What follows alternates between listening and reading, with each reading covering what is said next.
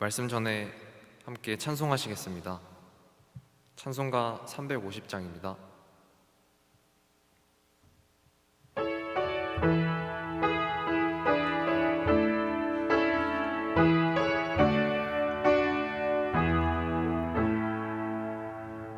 나의 죄를 정케 하사 주의 일꾼 삼으신 구세주의 넓은 사랑 항상 찬송합니다. 나를 일꾼 삼으신 주 크신 능력 주시어 언제든지 주 뜻대로 사용하여 주소서. 주여 내게 성령으로 충만하게 채우사 생명수가 강물처럼 흐르게 하옵소서. 나를 일꾼 삼으신 주 크신 능력 주시어 언제든지 주 뜻대로 사용하여 주소서.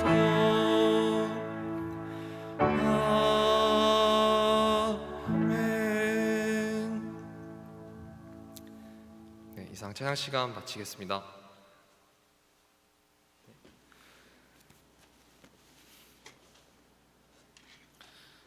전국에 계신 형제 자매님들 안녕하십니까? 지금부터 사무엘학교 테마특강을 시작하겠습니다. 이번 테마특강의 주제는 대학생 그리스도인의 경건 생활과 균형 있는 삶입니다. 서울중앙교회 이광열 목사님께서 말씀 대언해 주시겠습니다. 감사합니다.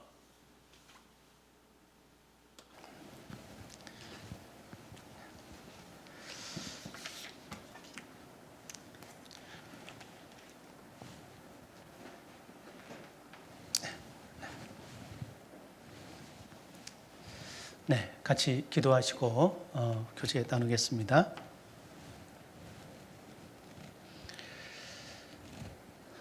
저희의 생명의 근원 되시며 예비된 하늘나라 그 영원한 영광의 소망 되시는 거룩하신 아버지 하나님 감사합니다. 주님의 기뻐하시는 뜻과 그 영원하신 사랑 안에서 우리를 창조하시고 또 불러 구원하시며 태초부터 예정하신 그 영원한 천국과 영생의 삶과 또 고귀한 하나님 사랑의 동반자라는 귀한 위치를 우리에게 허락해 주신 것 진심으로 감사합니다. 우리가 십자가에서 나타내신 그 주님의 놀라운 희생과 그 대속의 참 은혜를 우리가 깨달은 이후 이제 부족하지만 죄와 상관없이 주께 나아갈 수 있는 마음의 담대함을 얻게 되었습니다. 또한 우리에게 부어주시는 그 은혜 위에 은혜 속에서 보이지 않는 하나님을 더욱더 알아가고 또 진리의 말씀 안에서 하나님의 뜻과 또 우리의 삶의 의미와 또 나아갈 방향을 더욱더 일깨우게 됩니다. 주께서 우리에게 예정하신 그 기쁘신 뜻이 곧 우리에게 약속된 그 영광스러운 영생의 삶임을 우리가 더욱 이해하고 참으로 이 지나가는 세상 속에서 우리에게 예비된 그 영원한 가치와 영원한 영광을 위하여 우리의 남은 삶을 더욱더 바르게 살아갈 수 있기를 원합니다. 저희를 특별히 젊은 날 또 대학생의 때에 주님을 알 수 있는 은혜를 주시고 또 사회에 나가야 되는 그 준비의 과정을 그리스도인으로서 준비할 수 있는 기회를 주셨습니다. 이번 33기 사무엘학교의 모든 과정 참으로 주 성령님께서 더욱 함께해 주심으로 많은 은혜 가운데 인도해 주심을 믿고 감사합니다. 오늘도 주의 뜻을 배우고자 하는 이 시간 주 성령님께서 더욱 함께해 주시고 우리에게 합당한 은혜대로 채워주옵소서. 모든 것 자비하신 주 성령님의 은혜와 그 인도의 손길에 부탁드리며 저희를 사랑하시는 예수님 이름 받들어 감사하며 기도드리옵나이다. 아멘. 네, 먼저 성경을 찾도록 하겠습니다. 오늘 테마 특강의 주제의 말씀입니다. 디모데전서 4장 6절로 9절입니다. 디모데전서 4장 6절로 9절 말씀, 제가 6절을 같이 제가 읽겠습니다. 내가 이것으로 형제를 깨우치면 그리스도 예수의 선한 일꾼이 되어 믿음의 말씀과 내가 좇은 선한 교훈으로 양육을 받으리라. 7절로 9절 말씀은 같이 읽도록 하겠습니다. 망령되고 허탄한 신화를 버리고 오직 경건에 이르기를 연습하라. 육체의 연습은 약간의 유익이 있으나 경건은 범사에 유익하니 금생과 내생에 약속이 있느니라. mit보다 이 말이여 모든 사람들이 받을만 하도다. 네, 반갑습니다. 이번 사무엘 학교 33기를 맞이하여 같이 이렇게 교제하게 돼서 개인적으로 기쁘고 또 영광스럽게 생각을 합니다. 우리 많은 교제가 있지만은요, 특별히 우리 청년 모임 그리고 우리 대학생들의 어떤 모임을 이렇게 생각하고 또 참여할 때마다 마음에 새로운 신선함과 어떤 이렇게 도전 의식이라고 할까요? 그리고 큰 어떤 책임의 막중함을 느끼게 됩니다. 사실 이 대학 시절이라고 하는 것은 요즘은 이제 세상 사람들은 사회에 진출하는 이제 전 과정으로서 또 사회인이 되기 위한 바로 직전으로서 사회의 모든 것을 올인하고 또 자신의 어떤 미래 사회생활을 준비하는 것이 주 목적이지만 우리 그리스도인은 물론 그 일도 감당해야겠죠. 우리는 이 세상에 살아가야 되니까 그 사회적인 어떤 준비도 해야 되지만은 그러나 우리 그리스도인에게 있어서 이 대학 생활은 좀 더 다른 의미가 있습니다.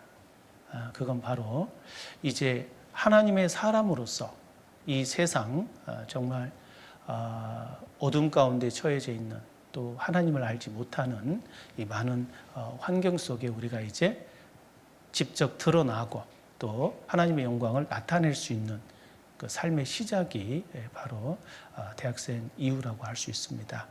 그래서 우리가 하나님의 사람으로 분명한 모습 또 하나님의 뜻을 감당하고 또 실천하는 그런 모습으로 나가야 되기 때문에 이런 시기에 참으로 그리스도인으로서 합당한 자세를 배우는 건 너무나 중요하다고 생각합니다. 이번 사무엘 학교를 정말 기쁜 마음으로 참여하신 모든 분들 참 진심으로 이렇게 감사를 드리고요. 또 이렇게 여러 어려운 환경 속에서도 귀한 신앙의 삶을 유지하는 것에 대해서 좀 위로와 격려를 드리고 싶습니다. 오늘 같이 공부하고자 하는 테마의 주제는 바로 그리스도인의 경건 생활. 특별히 이 대학생 그리스도인으로서 경건 생활을 어떻게 준비하고 또 사회생활을 나가는 데 있어서 아니 내 모든 앞으로의 인생 속에서 이 경건의 생활의 기본 자세를 어떻게 준비해야 될까? 그리고 나아가 또 우리가 사회인으로서도 이렇게 균형 있는 삶을 살기 위해서 필요한 요소가 무엇일까? 이런 부분을 좀 이렇게 나누어 봤으면 좋겠습니다. 우리가 성경을 통해서 점점 배워가는 이제 주제가 이제 어떤 결론적인 주제가 하나 있어요. 그건 뭐냐면은 바로 우리 모든 그리스도인들은 하나님의 사람으로 온전해져야 된다는 것입니다. 디모데전서 3장 16절로 17절에 모든 성경은 하나님의 감동으로 된 것으로 교훈과 책망과 바르게 함과 의로 교육하기에 유익하니 이는 하나님의 사람으로 온전케 하며 모든 선한 일을 행하기에 온전케 하려 하십니다 라고 말씀하셨어요. 이 그리스도인이 된 이후에 우리는 이 세상을 바라보는 관점이 이렇게 세상 사람들과는 다릅니다.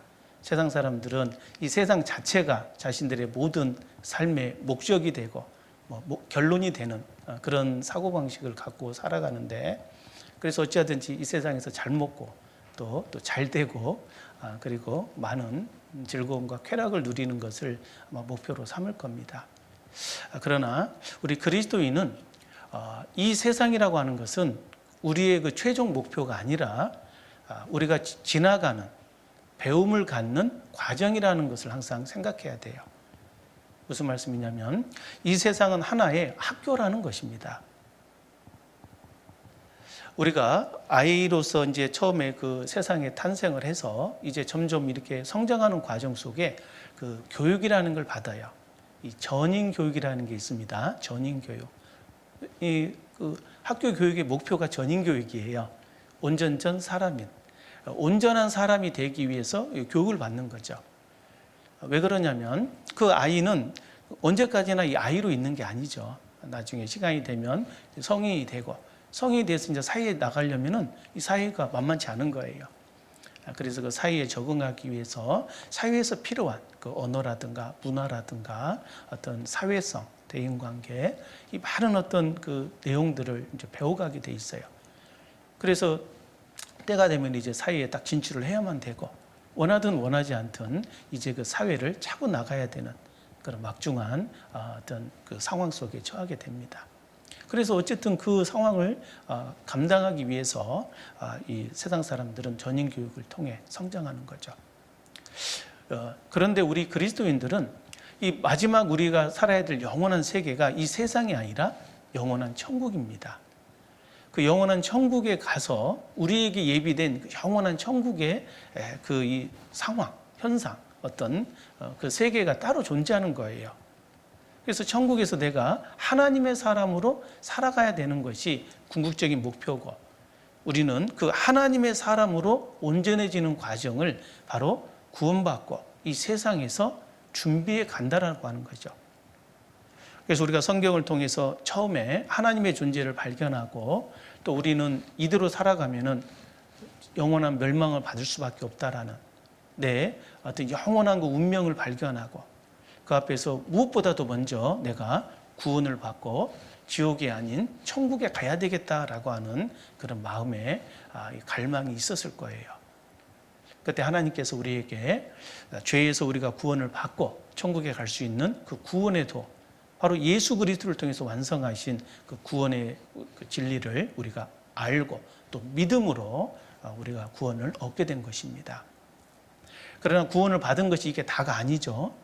하나님이 우리 인간을 만드신 것은 우리 인간을 구원해 주기 위해서 만든 게 아니에요. 구원해 주는 게 최종 목표가 아니라는 겁니다. 안 만드시면 구원할 이유도 없잖아요. 그죠? 구원이 최종 목표가 아니고 창세 전부터 우리 인간을 위해서 계획하신 뜻이 있었어요. 그 뜻이 뭐냐면 바로 하나님의 사랑의 대상으로 하나님의 형상으로 인간을 창조하셔서 그 인간으로 하여금 하나님과 사랑의 관계를 영원히 주고받으며 함께 영생을 누리고자 하시는 것이 바로 하나님의 계획이었던 겁니다. 그래서 처음부터 인간을 남자와 여자로 만들고, 분명히 하나였던 그 사람이 아담의 갈비뼈에서 여자를 만들고 둘로 나눈 것 같아요. 근데 이걸 다시 짝지어 주십니다.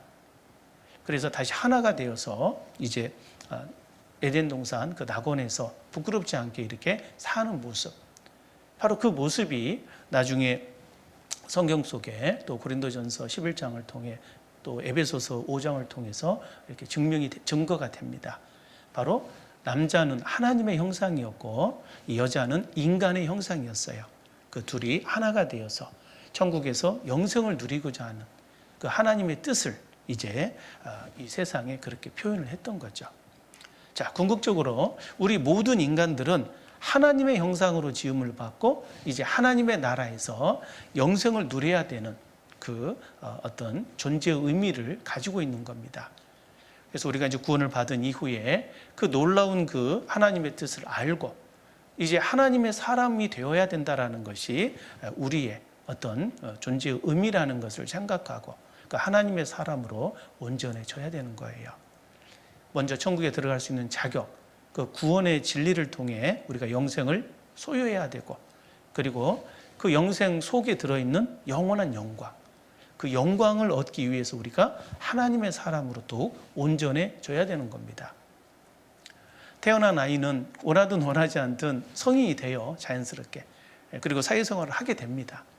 그런데 사회생활을 하게 될 때 그 아이가 어떠한 그 성장 과정을 통했느냐에 따라서 사회생활에서 어떤 누리는 것이 다릅니다. 천국에 그 예비된 그 영광이 바로 이와 같아요. 그래서 우리가 이 세상에서 어떠한 그 자세로 하나님의 사람으로 어떻게 준비되었느냐에 따라서 우리가 천국에서 누리는 영광이 다 다르다는 거죠. 그것이 아주 우리가 꼭 기억해야 될 중요한 내용입니다. 그래서 구원을 받는 건 다 동일하지만 구원받은 이후에 하나님 나라에서 영광을 누리는 것은 다 다르다고 하는 이 부분을 꼭 기억하고, 정말 하나님의 사람으로 온전해지는 것이 무엇인가, 또 하나님 앞에 예비된 그 약속에 참여하는 것이 어떤 것을 통해 참여할 수 있는가, 이런 부분을 꼭 잊지 말아야 되겠습니다. 오늘의 그 테마 특강은 바로 대학생 그리스도인의 이 경건 생활에 대해서 말씀을 드리고자 합니다. 이 경건 생활, 이 경건 생활이라고 하는 것은 이 모든 그리스도인에게 요구되는 하나님이 정하신 아주 중요한 생활의 그 이 모습입니다. 생활의 원리라고 할 수 있고, 생활의 그 어떤 그 자세 혹은 생활에 나타나는 모습이라고 할 수 있는 거예요. 이 경건 생활은 절대 어떤 이론이 아닙니다. 그냥 어떤 도덕적인 지침과 같이 이렇게 그리스도인은 뭐 경건하게 살아야 됩니다, 이게 아니고, 경건 생활은 금생과 내생에 약속이 되어 있는 그 실질적인 어떤 그 이 가치를 따진다면 실질 어음이라는 거예요. 반드시 그것이 나중에 실물 가치로, 우리의 영광의 가치로 바뀌는 것입니다. 그래서 이 경건 생활을 단순한 어떤 이론이자 어떤 지침으로만 생각하시면 안 돼요. 내가 이 경건 생활을 정말 연습하지 않으면, 또 경건 생활이 내 몸에 배지 않으면, 또 내 영혼 속에 경건이 형성되지 않는다면 나는 하나님 앞에서 정말로 어리석은 자로, 또 성경에서 말하는 부끄러운 구원으로 나타날 수가 있어요. 우리가 그리스도인이 그리스도인으로서 가치 있는 삶을 사는 게 뭐냐? 뭐 돈을 많이 벌어야 될까요? 그리고 막 너나 없이 다 우리가 다 그냥 뭐 이렇게 짐 싸들고 전도하러 세상을 다 돌아다녀야 될까요?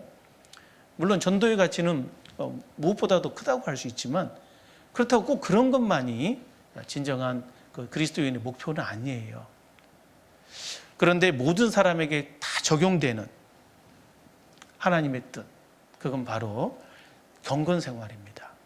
정말로 경건한 삶을 사는 사람은 금생과 내생에 약속이 있어요. 사람들이 어떠한 그 헛된 소리들, 그 망령된 소리를 통해 경건 생활을 뒤로 미루고, 또 거기에 대한 중요성을 망각할 수 있는 그런 여지가 있기 때문에 이런 말씀을 적어 놓으신 겁니다. 망령되고 허탄한 신화를 버리고 오직이라고 했어요. 오직 경건에 이르기를 연습해야 된다. 이 경건 생활은 절대 연습을 하지 않으면 안 되는 거예요.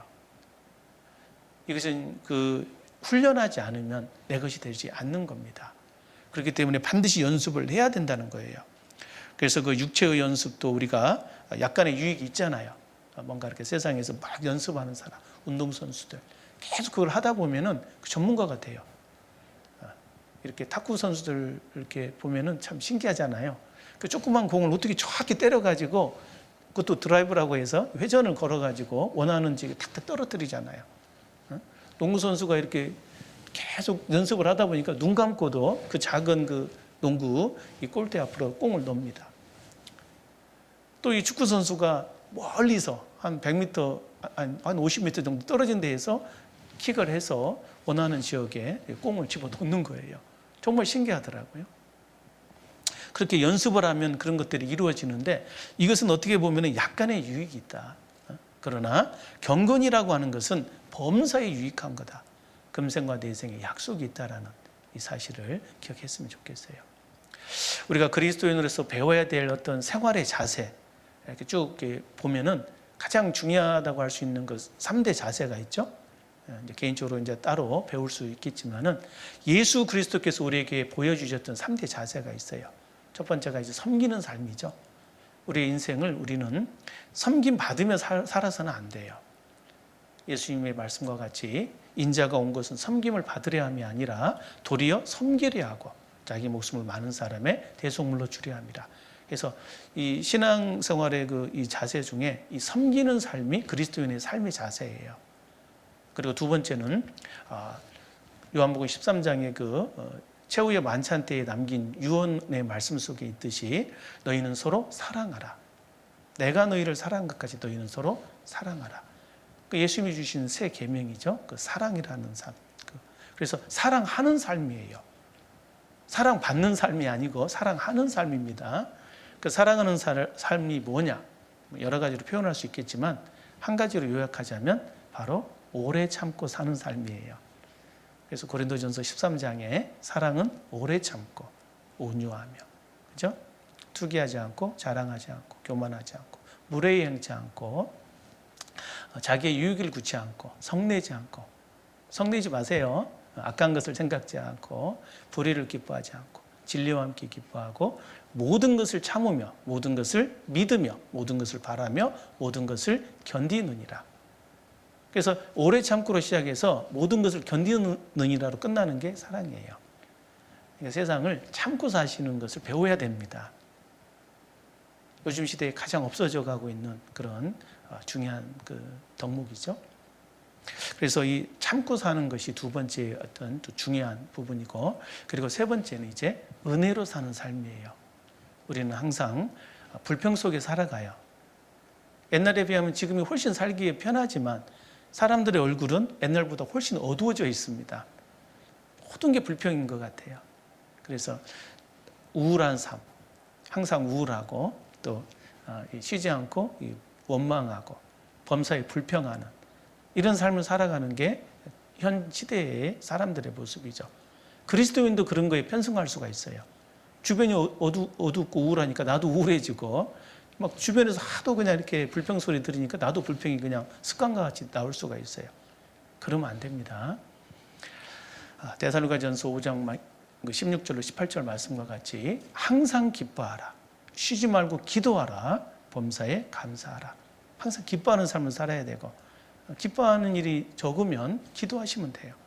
그리고 이 기도하고 또 현재의 상황을 감사하게 생각하는 거예요. 이만큼이라도 여건이 주어져 있는 자체가 사실은 하나님의 은혜거든요. 우리가 하루하루 살아가는 자체가 하나님의 은혜입니다.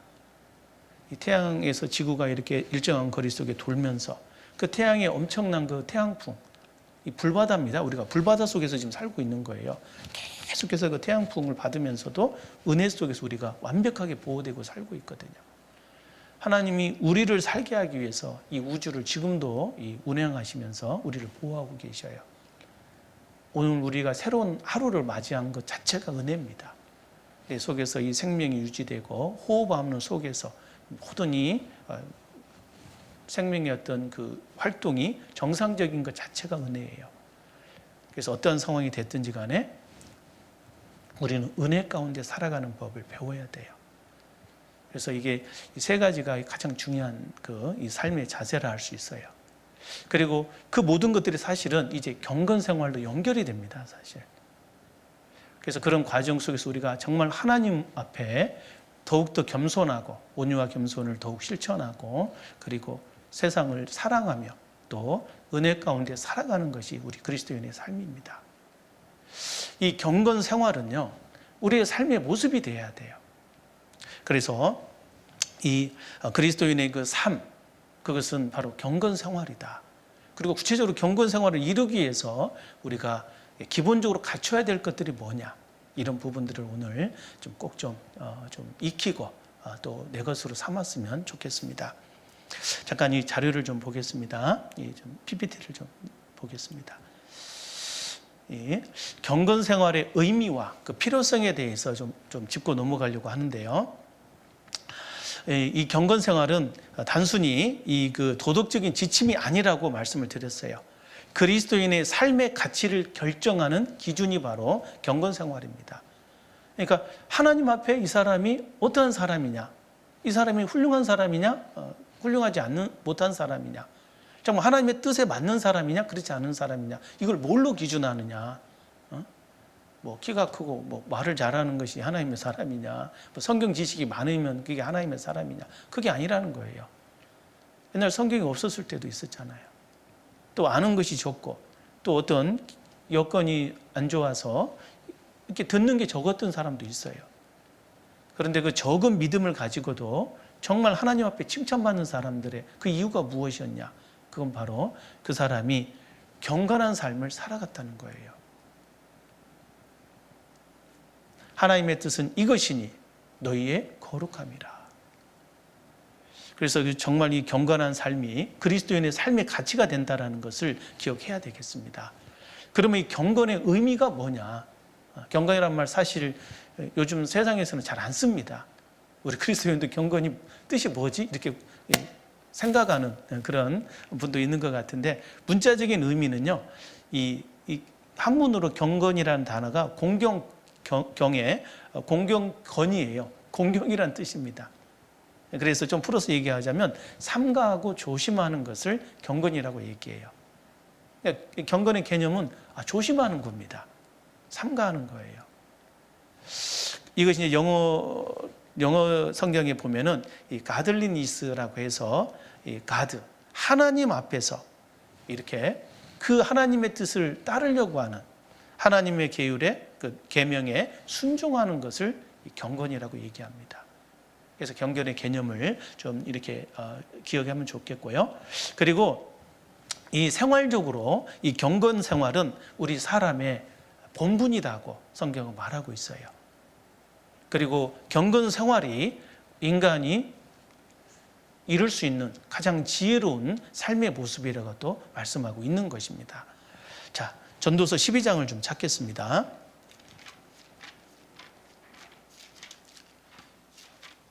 이 전도서의 주제는 인생에 관한 이 지혜잖아요. 그 인생에 대해서 쭉 말씀하시면서 마지막에 언급된 말씀이 있어요. 전도서 12장 13절, 14절입니다. 예, 같이 읽겠습니다. 일의 결국을 다 들었으니 하나님을 경외하고 그 명령을 지킬지어다.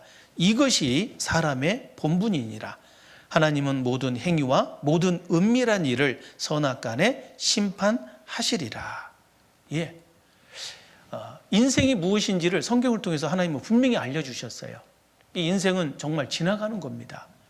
세상의 모든 것은 다 지나가는 거고, 많은 사람들이 거기에 막 그 애정을 갖고 열정을 품지만 결과적으로 다 헛되다는 거예요. 우리가 참으로 알고 열정을 품어야 될 것은 이 세상에 있는 게 아니다. 바로 그리스도 안에 있는 것, 하나님의 뜻 안에 있는 것, 그리고 하나님 만나기를 예비해야 되는, 청년이여 내 어린 때를 즐거워하며 정말 내가 마음에 원하는 대로, 또 눈에 보는 대로 원하는 대로 한번 해봐라. 그러나 반드시 그 모든 일에 대해서 심판이라는 게 있다. 이 세상은 하나의 어떤 학교와 같은 거예요. 지나가면서 뭔가 배워야 될 게 있고, 나중에 그 인생 속에서 인생을 마쳤을 때, 이제 인생을 끝난 다음에 그 모든 것에 대한 평가가 있다라는 겁니다.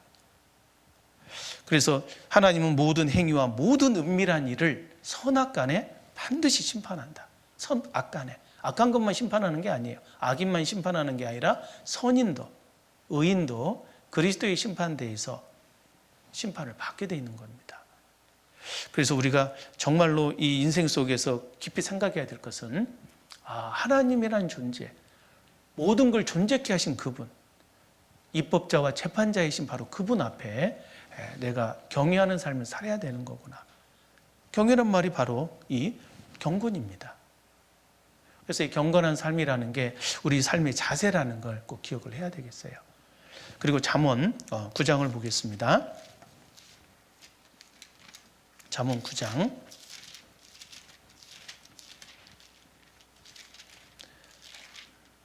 10절 10절 같이 읽겠습니다. 여호와를 경외하는 것이 지혜의 근본이요 거룩하신 자를 아는 것이 명철이니라. 잠언의 가장 큰 주제는 지혜를 얻으라는 거거든요. 지식을 얻고 지혜를 얻으라. 지혜 있는 자는 강합니다. 또 지식 얻는 자는 힘을 더하고. 근데 그 지식의 근본이 뭐냐? 여호와를 경외하는 거라고 잠언 1장에 말씀하고 있고, 또 더 나아가 지혜의 근본이 뭐냐? 역시 그것도 여호와를 경외하는 거라고 말씀하고 있어요. 그래서 우리가 인생 속에서 정말로 강한 사람, 훌륭한 사람, 하나님 앞에 정말로 이렇게 크게 평가받는 사람이 누구냐? 바로 이 지혜와 지식을 겸비한, 다시 말해 하나님을 경외하는 사람이 그렇다는 겁니다. 그래서 이것은 아주 중요한 거예요. 하나님의 존재를 그냥 막연히 이해하고 그런데도 하나님 앞에서 경만되이 살아가는 사람이 많아요. 그것은 하나님을 아는 게 아니죠. 너무 모르는 거예요. 그래서 그 모르기 때문에 하나님이 원하지 않는 것만 하는 경우가 있고, 또 하나님께서 분명히 이것은 잘못된 거고 망한다고 얘기한 것을 이렇게 고집하는 사람이 있는 겁니다. 너무 안타까운데 그게 또 그런 사람이 가끔 보여요. 그러나 정말로 참 지혜가 뭐냐? 또 어떤 것이 하나님 앞에 가치 있는 거냐? 어떤 그 지침보다도 경건의 삶이 바로 나의 하나님 앞에서의 지혜이고 그것이 명철이라는 걸 잘 생각을 해야 되겠습니다. 그래서 이 경건 생활은 사람의 본분이며 그리스도 삶의 지혜라는 것을 꼭 기억해야 되겠어요. 그래서 우리가 이 하나님의 사람으로서 그 하나님께서 평가하신 올바른 삶을 살기 위해서 꼭 알아야 될 게 바로 경건 생활입니다. 그래서 경건 생활은 그냥 막연히 그냥 이론과 지식이 아니라 내가 실천하고 반드시 내 것이 되어야 되는 아주 중요한 삶의 자세라는 것을 꼭 기억했으면 좋겠습니다. 그리고 나아가서 우리가 이 경건 생활이 왜 우리에게 필요한 것이냐, 좀 더 실질적이고 좀 이렇게 엄중한 그런 측면을 한번 들여다보고자 해요. 왜 이것이 단순한 이론이 아니라 정말 내가 반드시 해야만 되는 그런 중요한 이 생활인지를 좀 오늘 좀 다시 한번 짚어보고 싶습니다. 그건 바로 우리의 모든 삶의 주제이며 또 오늘의 나, 즉 그리스도인이 된 나를 존재케 하신 그 그리스도 안에서 명확하게 정립이 될 수 있어요. 무슨 얘기냐면 예수 그리스도께서 하나님의 뜻 안에서 우리를 찾아오시고 우리를 대속하여서 십자가에서 돌아가셨어요. 우리가 처음 그 예수님의 그 대속의 은혜, 정말 나 때문에 예수님이 돌아가셨고 예수님이 피를 흘리시면서 이 피는 너희를 위하여 흘리는 바, 바로 너를 위하여 흘리는 거다. 예수님이 나를 위해서 그 피를 흘리시고 온몸이 찢기시고 십자가에서 돌아가셨어요. 예수님이 왜 그렇게 비참하게 모든 생명을 다 쏟아 부어서 죽음을 맞이할 수밖에 없었느냐? 그 이유에 대해서 한번 생각해 보시죠. 그 이유를 아는 게 사실 구원의 그 답이잖아요. 구원을 받았다는 증거이기도 하고. 그 근본적인 이유는 바로 하나님의 사랑입니다. 하나님의 사랑이 우리에게 이같이 나타났다. 그 예수 그리스도를 통해서 하나님이 우리를 향한 생각이 심판과 저주가 아니라 우리를 불쌍히 여긴다는 거예요. 그래서 우리를 어찌하든지 구원해서 천국에서 영생을 누리게 하시고자 하시는 것이 바로 하나님의 뜻이었던 거죠. 예수 그리스도 안에서 우리가 알아야 될 것은 예수 그리스도의 그 십자가의 대속의 그 내적인 이유, 근본적인 이유는 하나님의 사랑이에요. 바로 나를 향한 하나님의 사랑. 그러나 우리가 좀 더 한 가지 더 알아야 될 그 외적인 이유가 있었어요.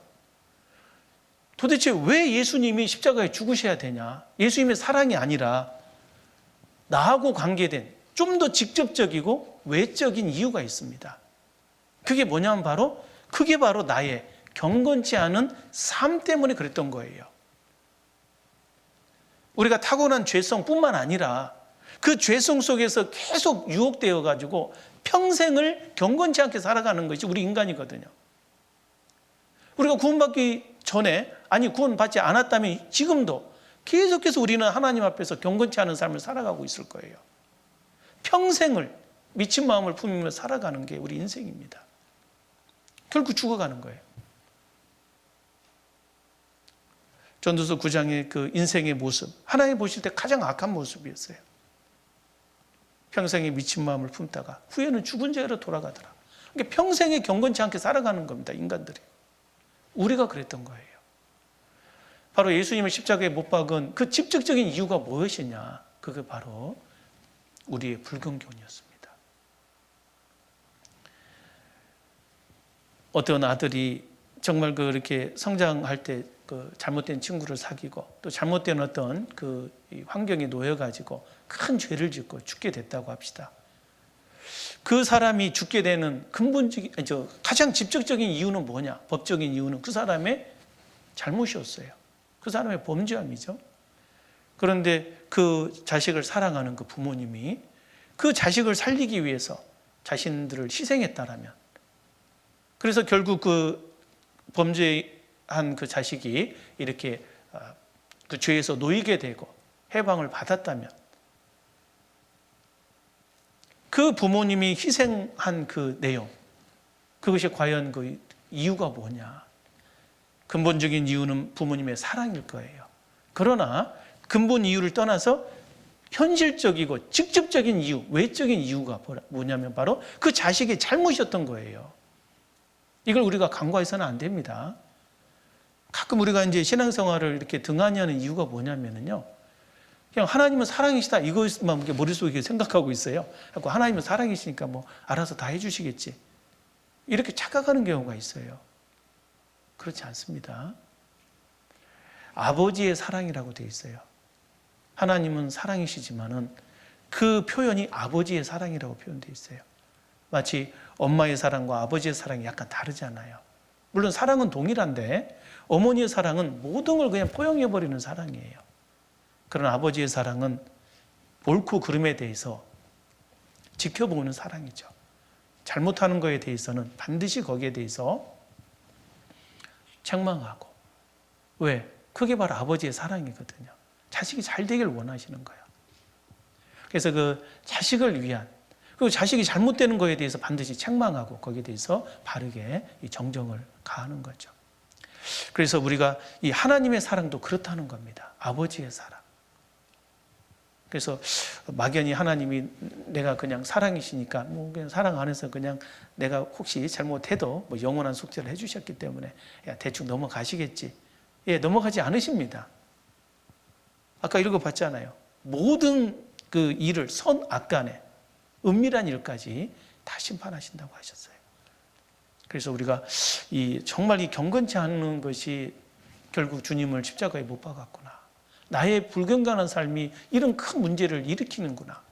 앞으로도 마찬가지입니다. 우리가 경건치 않은 삶을 그대로 고집하고 변화를 갖지 않는다면 우리는 정말 하나님 앞에 부끄러운 자식이 될 거예요. 그래서 그리스도인에게 경건 생활은 좀 더 중요하고 막중한 책임이 있는 것입니다. 주님이 우리를 대신하여 생명을 희생하신 것은 우리로 하여금 경건치 않은 삶을 계속 살으라고, 그거 하라고 구원해 주신 것이 아니라는 거죠. 착각하면 안 되겠습니다. 그래서 이 고린도후서 말씀 찾겠습니다. 고린도후서 5장.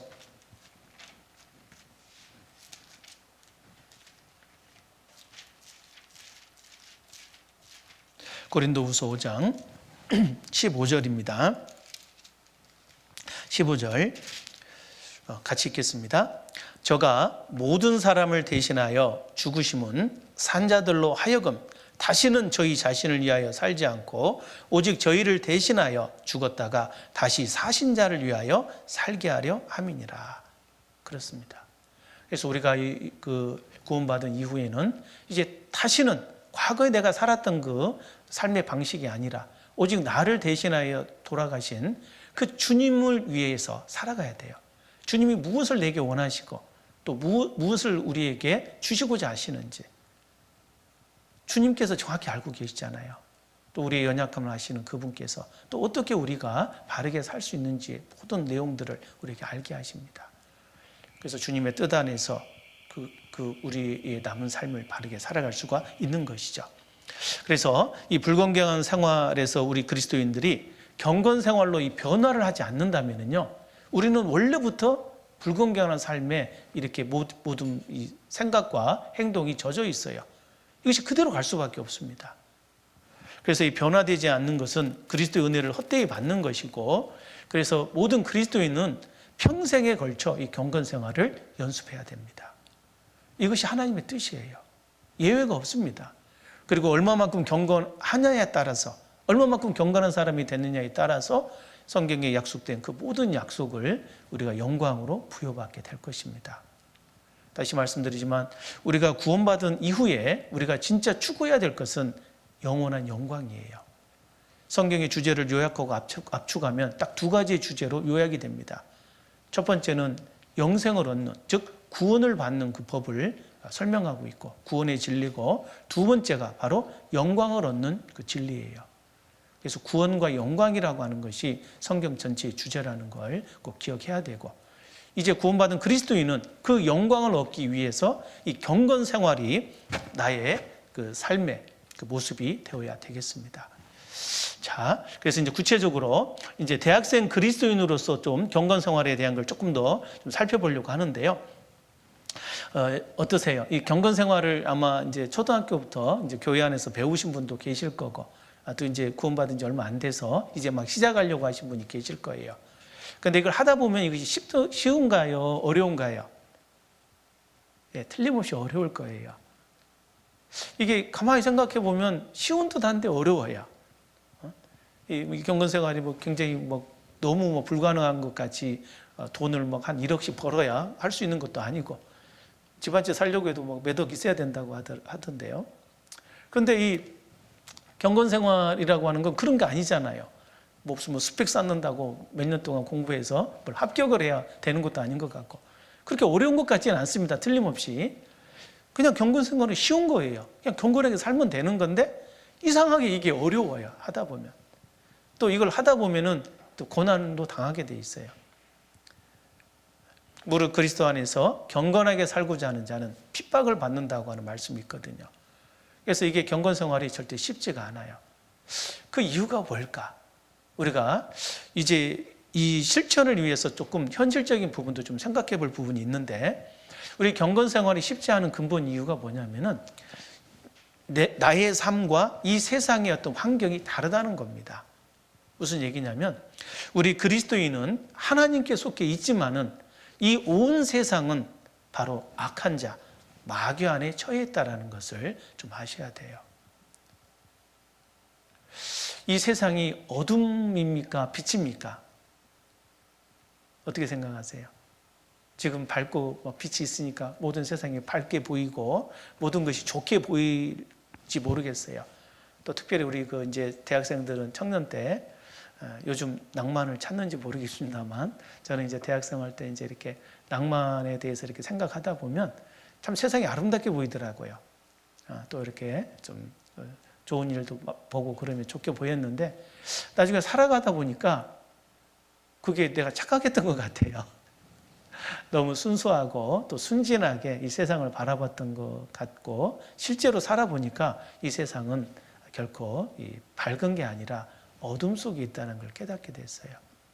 성경은 처음부터 그렇게 말씀하십니다. 자, 요한일서 5장을 보겠습니다. 요한일서 5장 19절입니다. 5장 19절. 네, 같이 읽겠습니다. 또 아는 것은 우리는 하나님께 속하고 온 세상은 악한 자 안에 처한 것이며. 예, 그래요. 그래서 정말 이 온 세상이 악한 자 안에 처해 있더라고요. 이 말씀을 드리면 또 갑자기 이 청년의 이 부푼 꿈을 갑자기 이렇게 좀 암울하게 하지 않을까 좀 높아심도 드는데요. 그러나 현실이 그래요. 영적으로 이 세상은 어둠입니다. 그리고 실제로 모든 곳곳마다 이 악한 자의 영향력이 있어요. 그래서 사실은 이 세상은 어둠으로 보는 게 맞는 겁니다. 여러분 기도할 때요, 가끔 이제 그 하나님 앞에 진지하고 또 간절한 기도를 드릴 때 이렇게 눈을 감고 기도하잖아요. 혹은 이제 이렇게 밤에 이제 불을 끄고 이제 어두운 상황에서 눈을 뜨고 이렇게 기도하게 되면 정말로 어둠 가운데 이렇게 방황하고 있는 내 자신이 느껴져요. 그때 내게 필요한 건 무엇이냐? 바로 빛이죠. 그래서 정말 내 자신을 보고 이 세상이 어둠이라는 걸 깨달으면은 빛이 필요하다는 걸 알게 되고 그 빛 앞에서 제게 진리를 보여달라고, 빛을 달라고 하는 간구가 있을 수밖에 없어요. 그래서 그 진리를 추구하는 마음속에 하나님이 필요하고 오직 말씀밖에 없다, 말씀밖에 없다라는 것을 이렇게 절실히 깨닫게 되죠. 그 앞에서 하나님, 저에게 길을 보여주옵소서. 제가 좌우로 치우치지 않고 나아갈 방향이 흔들리지 않게 도와달라고 간절히 이렇게 기도할 때 바로 그 어둠 속에서 이렇게 무릎 꿇고 있는 내 자신을 빛으로 인도하는 그 예수 그리스도의 그 중보의 손길을 경험할 수 있는 겁니다. 그래서 현재의 내 모습을 알고 여호와의 나의 종말과 연한의 어떠함을 알게 하사 나로 나의 연약함을 알게 하소서. 그 연약한 내 자신이 정말로 비친 하나님의 말씀 또 하나님의 뜻을 향해서 정말로 묵묵히 순종하려는 마음을 품고 고개를 들면요, 주님께서 쭉 우리를 그 길로 인도하셔요. 중보자인 예수님을 의지하여 우리에게 주어진 길을 걸어갈 수가 있는 겁니다. 기도할 때 이 세상의 어둠이라는 생각을 좀 인식하고 기도하는 게 좋아요. 그것을 알아야 실제로 조심스럽게 삶을 살아갈 수가 있어요. 그래서 이 세상이 정말 악한 자연에 처해 있다.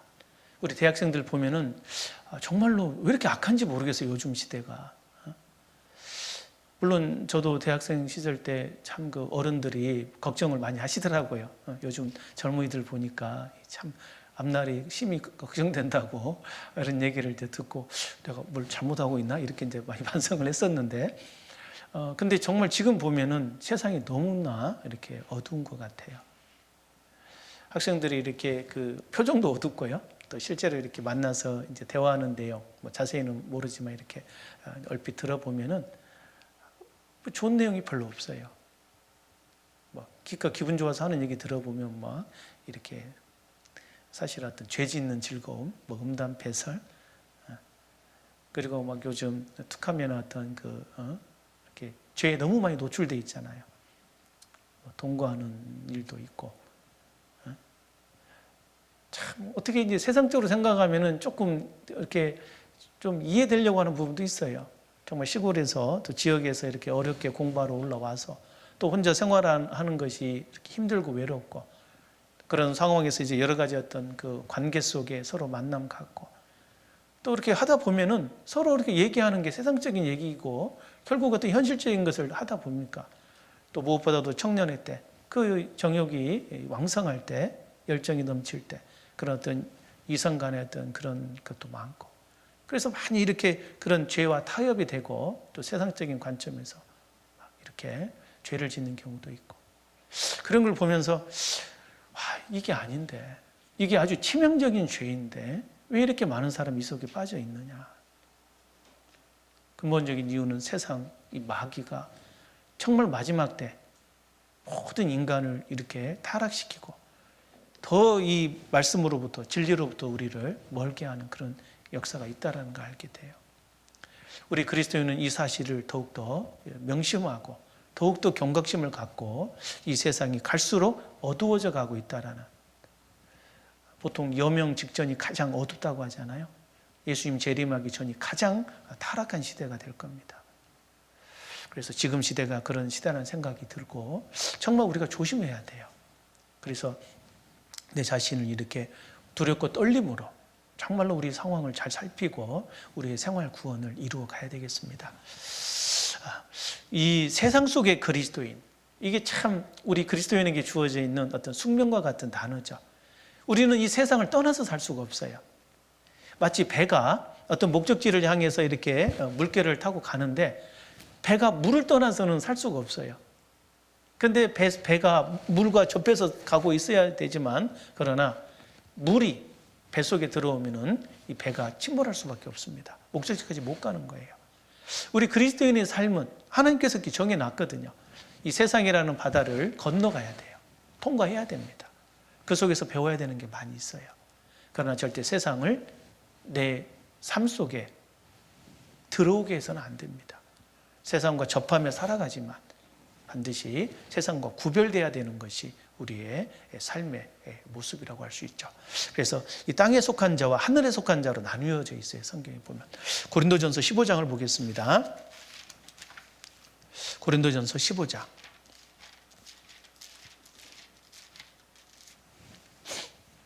48절입니다.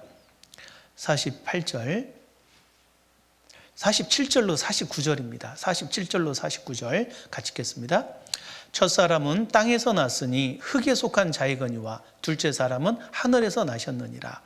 이 아담과 예수님에 관한 내용입니다. 그런데 실제로 이것이 이제 구원받은 사람과 그렇지 않은 사람으로 이렇게 연장되어 생각할 수가 있는 겁니다. 무릇 흙에 속한 자는 저 흙에 속한 자들과 같고 무릇 하늘에 속한 자는 저 하늘에 속한 자들과 같으니 우리가 흙에 속한 자의 형상을 입은 것 같이 또한 하늘에 속한 자의 형상을 입으리라. 하나님께서는 이 세상의 인간들을 두 종류로 항상 이렇게 구분을 하십니다.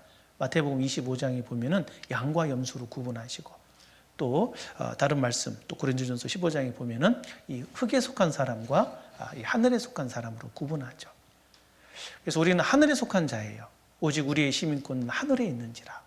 하늘에 속한 사람인데 그런데 이 땅에 살아야 돼요. 그러다 보니까 어쩔 수 없이 우리는 이 세상 속에서 이 어둠 가운데 있지만 그러나 어둠에 동화되지 않고 빛 가운데 살아야 되는 어떤 그리스도인의 숙명을 우리가 품고 있다라는 거죠. 그래서 우리가 이 경건 생활에 대해서 정말 이 세상의 어둠이라는 걸 좀 인식하고 그 속에서 내게 주어진 길을 잘 걸어가야 되겠다. 그러니까 필요한 게 바로 빛인 거예요. 항상 말씀을 보고 하나님의 뜻을 이해하고 그리고 실제 내 삶을 인도하는 그 그리스도와 동행하는 삶. 그게 바로 그리스도인의 삶인 겁니다. 그게 바로 경건 생활이에요. 그것을 실천하지 않으면 정말 어떻게 될지 몰라요. 어디로 치우칠지 모르고 언제 파손될지 모르는 겁니다. 성경에 보면은 파손된 믿음이라는 게 있어요. 정말 조심하셔야 돼요. 그래서 우리는 우리를 보호하는 교회, 아마 이제 다 알고 계시겠지만 그래서 하나님이 우리에게 남겨놓으신 그 울타리가 교회예요. 교회 안에서 성령님의 보호하심과 인도하심을 꼭 따라서 보호받고 그리고 우리의 생각이 교회 안에서 역사하시는 그 성령님의 능력 속에 역사하심 속에 성령님의 조명이라고 하거든요. 성령님께서 이렇게 보여주시는 게 있어요. 이렇게 빛을 이렇게 이렇게 밝혀주듯이 성령님께서 쫙 보여주시는 그 길이 있습니다. 그래서 교제 안에서 쭉 이렇게 생활하다 보면은 또 경건 생활을 실천하다 보면은 내가 앞으로 어떻게 이 길을 나아가야 될까? 그래서 좌우로 치우치지 않고 신앙생활을 완주할 수 있는 거죠. 이것도 아주 중요한 겁니다. 그래서 우리가 이제 이런 교회 안에서의 경건 생활을 연습해야 되고 그리고 우리가 대학생 때는 특별히 이 경건 생활의 기본적인 것을 진짜 이 자세가 갖춰져야 돼요. 우리가 어떤 언어를 배울 때 기본적으로 꼭 외워야 될 게 있죠. 알파벳을 외워야 돼요. 낯 놓고 기역자도 모른다고. 이거 기역자, 낯이 기역자 형태인지 기역자인지 니은인지 디귿인지도 모르고 있으면 안 되죠. 그래서 기본적으로 경건 생활의 그 자세가 있어요. 이제 확인해 보겠지만 말씀, 기도, 교제, 전도라고 하는 이 네 가지의 삶이 기본이고 기초입니다. 모든 게 기본이 중요한 거예요. 기초가 확실한 사람은요 얼마든지 높이 그 신앙이 성장할 수가 있어요. 그런데 그 기초가 준비가 안 되고 좀 부실한 사람은 조금 신앙생활 하다가 흔들립니다. 그래서 이 기초가 아주 중요한데 그게 바로 말씀 생활, 기도 생활, 교제 생활, 전도 생활이라는 거예요. 우리가 구원받은 이후에 가장 먼저 배우는 그 새신자 과정의 그 주제가 그겁니다. 신앙생활의 4대 요소라고 하는. 그런데 이것도 역시 지식과 이론이 아닌 거예요. 경건 생활의 실체인 것입니다. 그래서 그것을 구체적으로 어떻게 이루어가는지가 좀 정립이 되고 실천이 돼야 돼요. 그 시기가 이 대학 생활이에요. 대학 생활 때 이걸 제대로 하지 않으면 안 돼요. 천하의 범사가 기한이 있고 모든 목적이 이룰 때가 있다고 하셨어요. 그래서 이 봄, 여름, 가을, 겨울 계절의 흐름 속에서도요, 여름철이 어때요? 봄에는 이 보슬비가 내리죠. 봄비가. 그런데 이제 그 씨를 심어야 되니까 보슬보슬 내려야 돼요. 근데 이제 여름이 되면 싹이 나고 이제 성장을 해야 되기 때문에 이때는 엄청난 물이 필요합니다. 이 공기 중에 이 질소를 하나님께서 이렇게 비와 번개로 양분으로 내려주시는 거 아시죠? 그걸 통해서 식물이 쭉쭉 성장할 수 있게 하는 게 바로 여름철이에요. 우리의 신앙생활도 비슷해요. 여러분이 이 대학생활 때 그 기초를 명확하게 알고 정말로 확실하게 그것을 잘 공급받으면요, 여러분의 신앙생활은 정말로 크게 성장할 수 있습니다. 저도 개인적으로 이 청년 때 구원받고 대학생 때 구원받았어요. 대학교 1학년 때부터 성경을 접했는데 그때는 구원을 못 받다가 이제 3년 차 됐을 때 12월 달에 비로소 하나님의 은혜, 예수 그리스도의 그 구원의 진리를 참으로 믿고 또 깨닫고 이렇게 안식을 경험했습니다. 그리고 그 이후에 이제 계속 이렇게 이론적으로 알았던 것을 새롭게 깨닫게 됐어요. 그러면서 정말로 지금도 감사한 게 뭐냐면, 물론 이제 군 생활하면서 잠깐 이제 교제에 떨어진 적은 있었지만 교제에 떨어지지를 않고 감사하게도 정말로 그 안에서 많은 그 은혜를 얻었다는 거예요. 특별히 청년 때 배웠던 많은 말씀들, 그리고 이제 청년 때 많이 그 신앙의 선배들이 얘기했던 그 내용을 그때는 그렇게 중요한지는 몰랐어요. 그렇지만 그 나름대로 이렇게 따르고 순종했던 것이 나중에 보니까 너무너무 중요한 거였습니다. 그걸 하지 않았다면 벌써 내가 어디로 갔을지 몰라요. 청년 시절 같이 교제했던 사람 중에 지금은 교제에서 떨어진 사람들이 많이 있습니다. 이게 안타깝지만 불편한 진실이에요. 여러분이 정말로 이 경건 생활의 자세가 실천적으로, 생활적으로 이렇게 습득이 되지 않으면요, 쉽지 않습니다. 신앙생활은 결코 쉬운 게 아니에요. 분명히 쉬운 듯 한데 쉽지가 않아요. 그렇다고 어려운 것도 아닙니다. 막 엄청나게 뭘 해야 되는 게 아니에요. 그냥 작은 거예요. 내가 작은 일에 충성하였으니. 항상 하나님께서 우리에게 원하시는 건 작은 겁니다. 작은 것에 충성할 때 우리가 이제 점점 놀라운 것들을 얻어갈 수가 있습니다. 그래서 특별히 경건 생활의 생활학을 통해서 이 주님과 동행하는 법, 또 주님 안에 온전해지는 법, 우리가 그리스도를 전파하여 각 사람을 권하고 모든 지혜로 각 사람을 가르치면 모든 사람을 그리스도 안에서 완전한 자로 세우려 함이라. 우리가 그리스도인으로서 완전해지기 위해서 이 경건 생활은 반드시 실천되고 또 익숙해져야 되겠습니다. 그래서 이제 경건 생활의 실체에 대해서 이제 구체적으로 알아보려고 하는데요. 경건 생활은 결코 어려운 게 아니에요. 말씀 생활, 기도 생활, 교제 생활, 전도 생활, 이 네 가지 생활을 그냥 하는 겁니다. 그냥 하는 거예요. 한마디로 그냥 do입니다. do. 하라는 거예요. do yourself. 스스로 하는 거예요. 하나님이 도와주시고 격려해 주시고, 그리고 그 속에 법칙을 넣어놓기 때문에, 원리가 있기 때문에 하다 보면 되게 돼 있어요. 우리가 해야 될 건 그냥 물 위에 씨를 던지듯이 그냥 던지는 거예요. 해보는 겁니다. 그러면 이게 놀라운 그 하나님의 약속이 우리에게 다가와요. 아까 처음 시작하신 말씀이 바로 그겁니다. 금생과 내생에 약속이 있는 거예요. 그대로 하면 그렇게 됩니다. 그래서 이 경건 생활이라는 것은 바로 이 말씀과 기도의 삶, 이게 이제 기초라고 할 수 있죠. 디모데전서 4장을 보겠습니다. 디모데전서 4장 5절.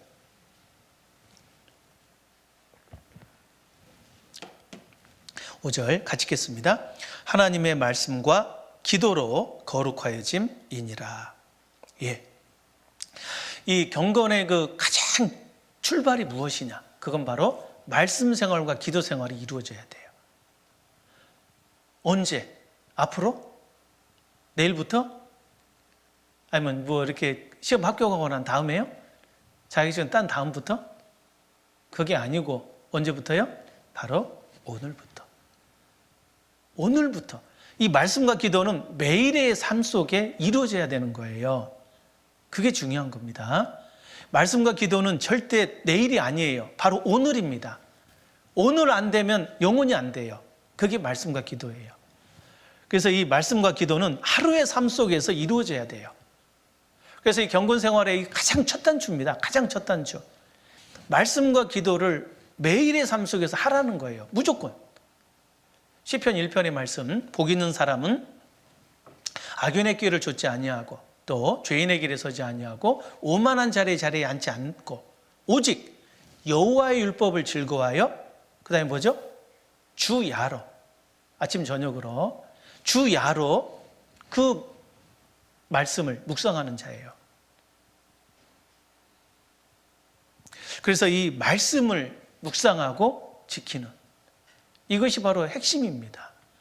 그것이 복 있는 사람이라고 돼 있는 거예요. 그냥 결론적인 말씀이죠. 그냥 시편 전체 내용이 우리 올바른 삶의 자세를 쭉 설명하는 체험서, 경험서잖아요.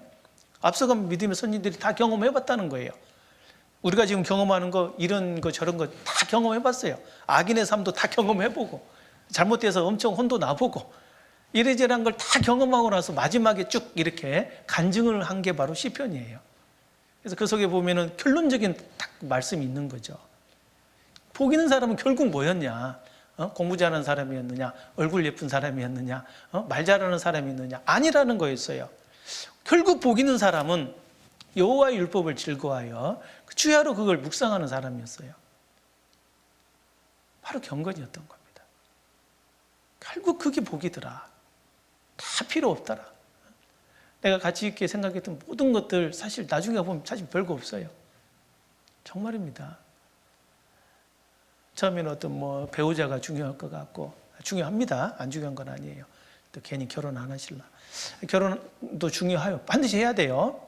그리고 자식도 중요합니다. 예, 다 중요해요. 자식을 키워봐야 하나님의 사랑을 아니까. 그건 절대 이론이 아니거든요. 키워봐야 돼요. 그래서 이제 그런 많은 것도 다 중요하지만 나중에는 다 사실은 직접적이지가 않은 거예요. 하나의 과정이고 경험인 거에 불과합니다. 우리가 어떤 학교에서 공부할 때 실습이라는 게 있죠. 실습을 하면 막 그 순간순간 그걸 막 이뤄내려면 막 힘들잖아요. 근데 실습 끝나면 어때요? 역시 실습 끝나면 다 쉬워야 돼요. 우리가 세상에서 경험하는 많은 것들이 다 중요한 일들이지만 사실은 결국 지나가더라. 그러나 하나님 앞에서 이 말씀 자랑하는 자는 곧 이것으로 자랑할지니 곧 명철하여 나를 아는 것과 나 여호와는 인애와 공평과 정직을 땅에 행하는 자인 줄 깨닫는 것이라. 정말 하나님을 아는 것. 하나님을 알기 위해서 말씀을 알아야죠. 말씀이 곧 하나님이시니까. 그래서 이 말씀을 알고 또 하나님의 뜻을 분별해 가고 그리고 하나님과 대화가 이루어져요. 그게 기도입니다. 그래서 말씀과 기도는 사실 동전의 양면과 같아요. 말씀이 없으면 기도가 잘 안 됩니다. 진짜로. 말씀 안 읽으면요 기도 안 돼요. 또 정말로 기도 속에 기도를 진실하게 하지 않으면 말씀이 안 깨달아져요. 여러분 말씀은 뭘로 볼까요? 1번 눈으로, 2번 코로, 3번 입으로, 4번 귀로. 몇 번일까요? 이게 전공 필수 문제인데 답은 4번입니다. 귀로 보는 거예요. 귀로. 물론 처음에는 눈으로 보겠죠. 눈으로 보죠. 근데 하다 보면은 그냥 훑어가요. 그냥 뭐 하얀 건 종이고 검은 건 글이구나 읽고 넘어가 버려요. 하나도 기억이 안 나. 물론 그래도 봐야 됩니다. 일단 눈으로 봐야죠. 그런데 진짜 말씀을 보는 사람은 귀로 봐요. 귀로. 그러니까 말씀을 읽습니다. 소리내서 읽을 수도 있고 처음에는 이제 오히려 이렇게 귀를 살짝 귀에 대고 소리내서 조그만 소리내서 읽으면 귀에 들려요. 그게. 그래서 한번 들으면서 이렇게 읽으시는 게 좋고 나중에 숙달이 되면은 그냥 이렇게 눈으로 읽는데 소리를 내는 것이 귀에 들려요. 훈련이 되면 그렇게 돼요. 그래서 이제 말씀을 이렇게 귀로 들으면서 봐야 돼요. 음미하는 거예요. 묵상하는 겁니다. 그래서 계속 말씀을 이렇게 들으면서 읽는 거예요. 그러니까 속으로 읽어야 됩니다. 이렇게 오직 경건에 이르기를 연습하라, 연습하라. 그래서 이렇게 듣는 거예요. 뭐 글자를 막 보는 게 아니고 연습하라, 연습하라. 들으라, 들으라. 이 쉐마 교육이 그거잖아요. 들으라. 예, 듣는 거예요. 그러면 이제 들립니다, 이게. 그래서 말씀이 처음에는 이제 이렇게 그냥 보는 것으로 이렇게 그런갑다 하다가 나중에는 말씀이 이제 깨달아져요. 그럼 엄청 기분이 좋습니다. 그리고 나중에는 깨달아진 것을 넘어가지고요, 그 말씀의 약속이 믿어져 버려요. 그래서 말씀이 내 것이 되는 사람이 있어요. 이 사람이 훌륭한 사람이죠. 그 말씀이 자기 것이 되는 사람은 아주 강한 사람입니다. 이 세상이 어찌하지 못하는 사람이 돼요. 그래서 이게 이 말씀 묵상이 가장 중요한 거예요. 말씀을 잘 묵상하고 그 말씀이 내 것이 될 수 있도록. 처음에는 그냥 읽지만 나중에는 그것이 들리고 그리고 깨달아져요. 그리고 나중에 내 것이 됩니다. 그래서 말씀이 자기 것이 된 사람은 정말 위대한 사람이 될 수 있을 겁니다. 그래서 하루의 삶 속에 이 말씀과 기도, 그리고 말씀을 알고 기도하면 더 하나님 앞에 간절함과 가까이 계심을, 또 주님께서 듣고 계신다는 걸 믿게 돼요. 그래서 기도가 그냥 건성으로 되지 않아요. 구체적으로 되는 겁니다. 주님께서 제 마음을 아시리라 믿습니다. 쭉 이렇게 하면서 기도하는 거예요.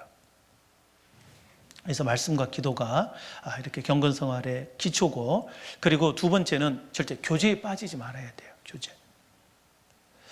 정말 이 교제가요, 얼마나 중요한지는 가면 갈수록 아마 느끼실 거예요.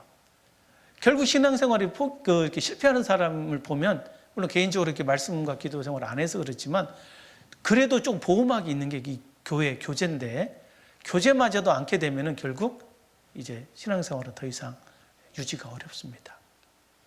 그래서 사실 이 말씀, 기도, 교제가 하루의 삶 속에, 그리고 일주일의 삶 속에 이렇게 유지됐으면 좋겠어요. 마음에 딱 이렇게 서원을 하시면 진짜 좋을 것 같아요. 그래서 내가 하루의 삶 속에서요, 내가 하루의 말씀을 내가 4번은 읽는다. 아니, 최소한 2번은 읽는다. 목에 칼이 들어와도 1번은 읽는다. 이것을 딱 적으셔야 돼요.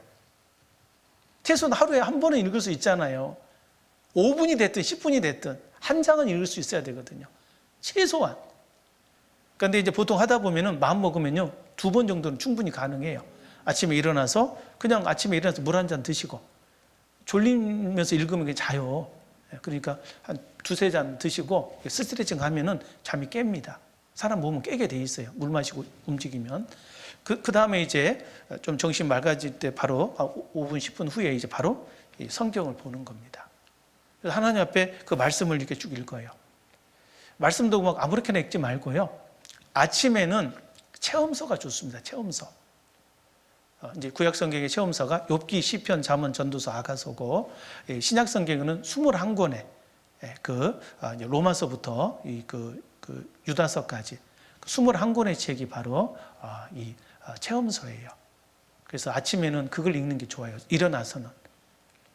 아침에 밥 먹는데 막 처음부터 고기 드시는 분 없죠? 뭐 있을 수도 있겠지만 체할 수 있어요.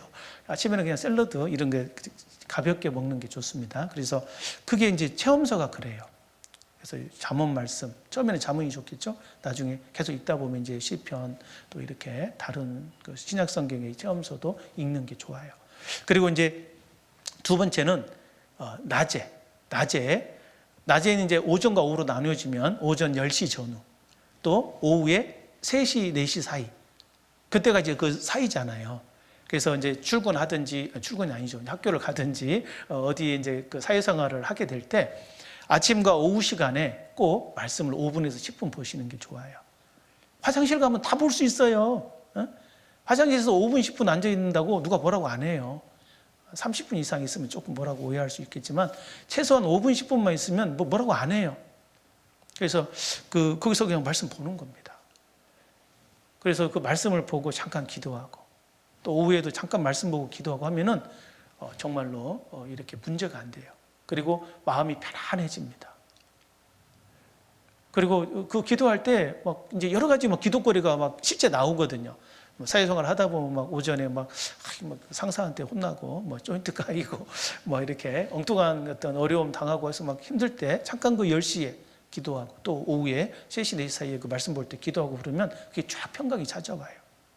그래서 이 말씀과 기도가 아주 중요하고 절실해집니다. 저도 이제 그 직장 생활을 한 10년 이상 해봤는데요. 그 짧은 시간에 봤던 그 성경이 너무너무 은혜가 많이 됐어요. 직장에서 5분, 10분이. 진짜 추천해드리고 싶어요. 그 낮에는 이제 뭐 그냥 볼 수 있는 게 이제 하다 보면은 좀 요령이 생기는데 뭐 어떤 성경을 봐도 좋겠지만 이제 그 예언서 같은 게 좋습니다. 예언서는 어차피 이해 안 되거든요. 근데 그냥 이렇게 그 5분, 10분 그냥 어쨌든 한 장 읽자.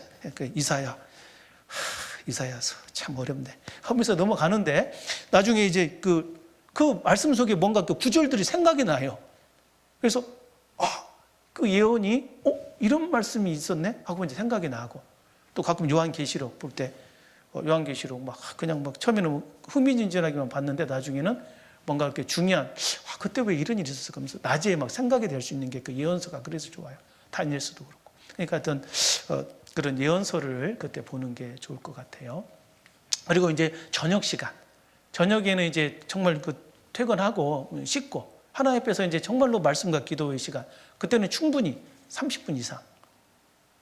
최소 30분은 가질 수 있잖아요. 그래서 이제 그때는 이제 보통 이제 역사서를 읽는 게 좋습니다.